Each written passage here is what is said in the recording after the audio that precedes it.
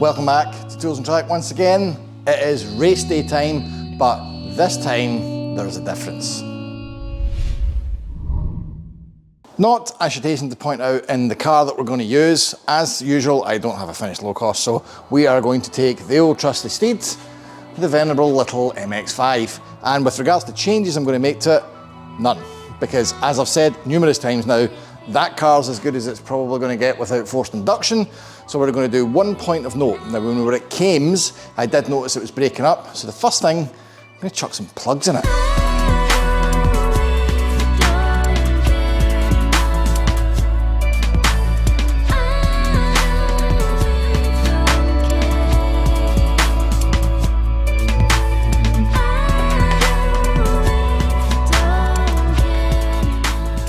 So what's the difference? We've got plugs in it, but the problem is, this is the day before the race and I have just noticed the following. Jesus Christ. So we're probably going to have some issues with grip, namely because I'm not going to get 4 decent tyres that I want to use on that. I know you're thinking, what about the ones on the low cost? Well, the problem with the ones on the low cost is they're 14s and they wouldn't clear the brakes that I've got on the other one. See low cost episode, God knows what, when we had this issue. So I'm still going to go, I'm going to use up what's left of the tyres, but it's probably going to be not very competitive because there's not going to be enough grip. But what I am going to do is be a bit cheeky, but I'll explain when we get there.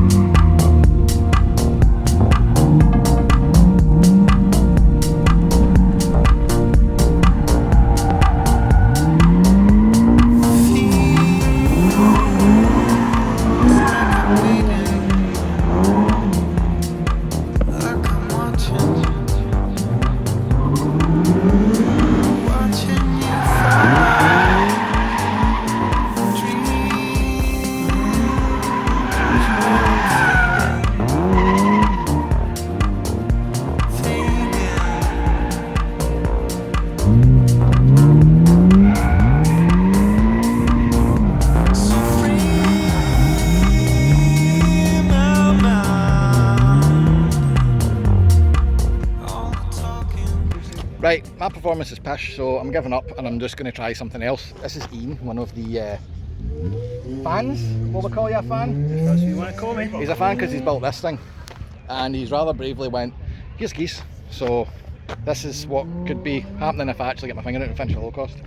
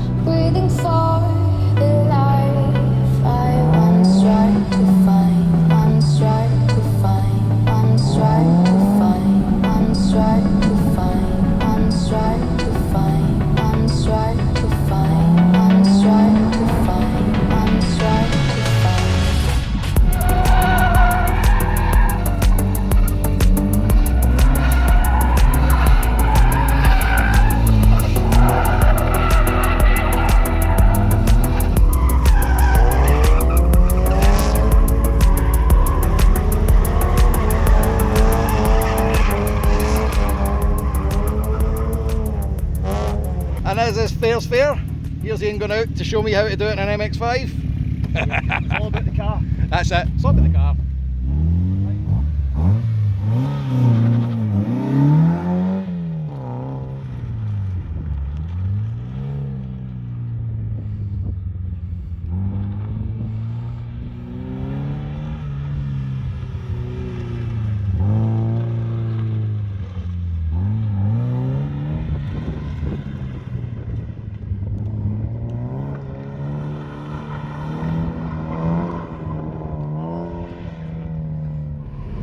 So, given that one run is now not representative because I've been out in a kit car, I have passed the keys to my car to this man, hello, who's going to go drive it like he means it, and it means he will put in a time that I can compare.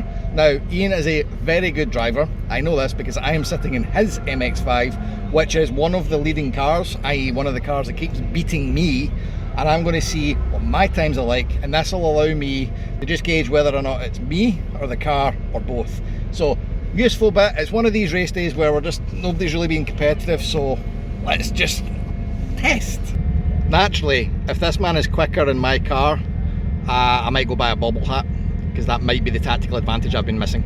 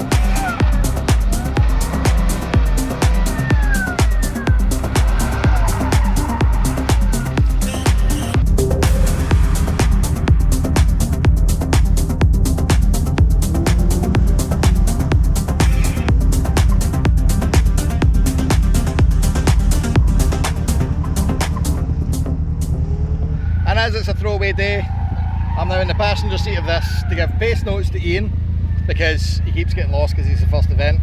I did that as well, it happens. But this also gives me a chance to feel what the passenger seat of one of these is like, something I probably will never experience once I've built mine. So I'll get road rash up the other elbow now.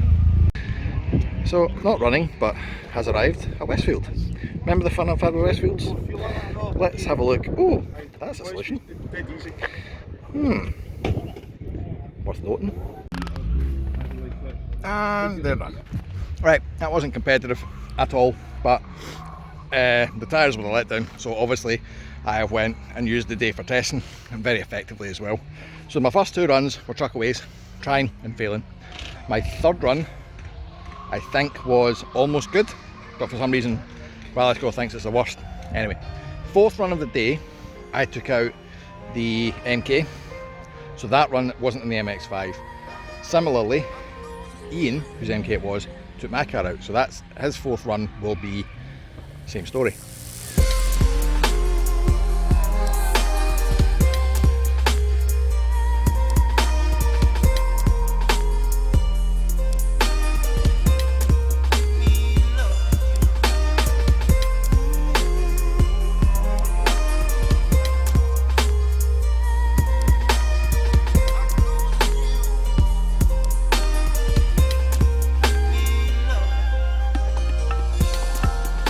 Charity racing around Boabies weekend done.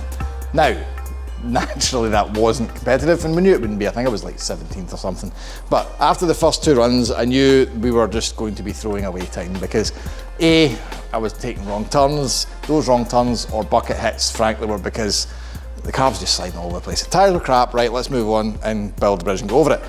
What we did learn was some interesting points, and we've got that by comparing data with other cars. Now, here's where it gets interesting.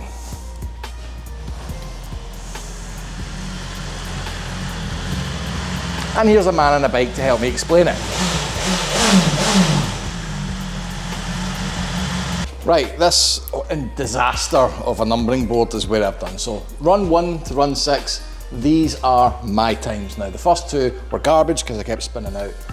In fact, I think the first three were pretty much garbage. The third run, I actually did the right direction, but for some reason is as bad as the second run. So there's a 30-second penalty, I don't know. 30-second penalty does not make sense. I think there's been a timing issue. So on the fourth run, I took the MK Indy out. So that was a Lotus 7 run, which I did at 1:38. So that's nearly 20 seconds quicker than all of this. So yes, we now know the low cost will definitely be faster than the MX5. That's not really giving much in the way of data. But the interesting data I do have is that I gave Ian, who the MK belongs to, the keys to this, and his time for that was a 2:01. So it's kind of about the same comparison with somebody else driving the car, i.e.